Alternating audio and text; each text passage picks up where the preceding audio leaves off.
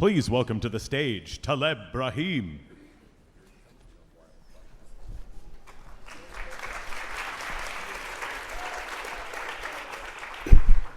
Hello, my name is Taleb Brahim. I'm an agricultural engineer, an innovator, and a refugee.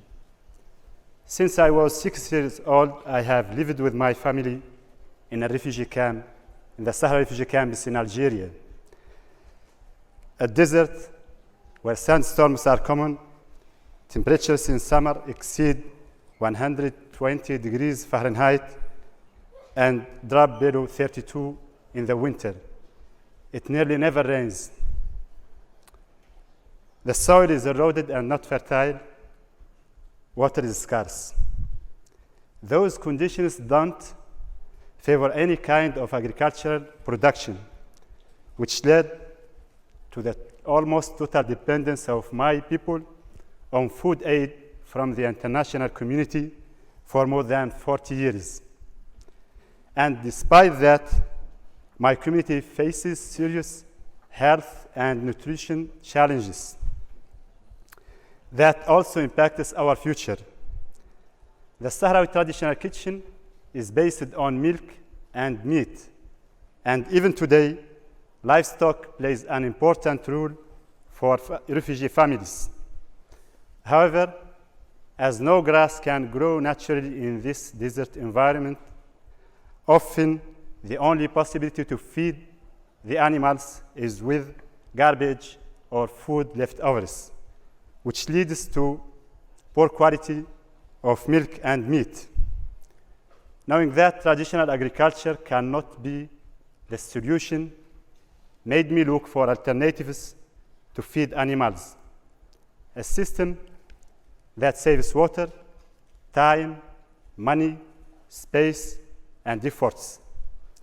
An American friend of mine sent me a YouTube video about high-tech hydroponics for the production of grain fodder, which allows us to produce fresh fodder without soil, using 90% less water and no fertilizers in only a few days.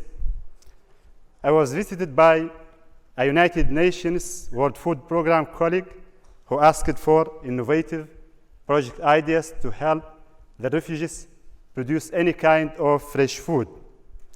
You can say that she came at the right time to find the right solution to help refugees produce fresh fodder.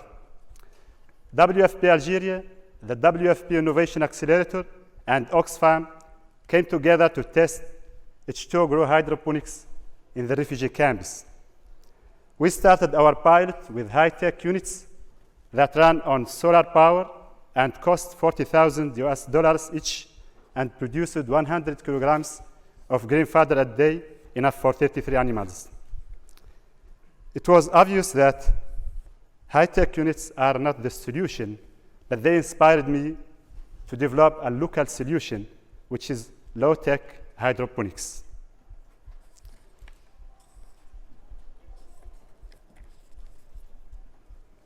While we managed to bring down the cost of the low-tech unit to just 10%, the productivity is still at 60% in comparison to the original high-tech version.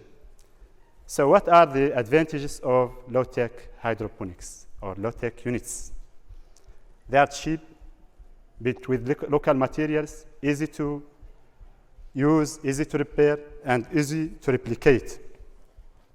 With time, we developed different types of local or low-tech units, always keeping in mind the specific needs of the refugees and the context. Now we have over 250 units in different variations and sizes. It has become a project that's created by refugees, implemented by refugees, and benefits refugees. Over 1,200 refugees were trained on how to use the units. Hundreds of families are now able to produce fresh fodder for their animals, ensuring better health of the livestock and therefore ensuring better quality and quantity of milk and meat for their families. What I was thinking could be a solution for my own animals has become a solution for a whole community and even other communities, since anything that can be adapted to these extreme conditions can be easily replicated elsewhere in the world. In the last 2 years, I have worked with World Food Programme to replicate and adapt H2Grow hydroponics to different locations and contexts, such as refugee camps in Jordan, Chad, Sudan, and Kenya, or schools in Namibia. In fact, some great knowledge sharing happened from a refugee to refugee on how to adapt this technology to local conditions and make it accessible to local people. I am convinced that H2Grow can be a solution for many more communities around the world who are facing increasingly difficult conditions created by climate change, such as desertification. Hydroponics works not only because it's a good technique, but more importantly because it allows people to become part of their own solution. Today, we are here at the Social Good Summit. You have the power to create transformative change like that has done for me and my community.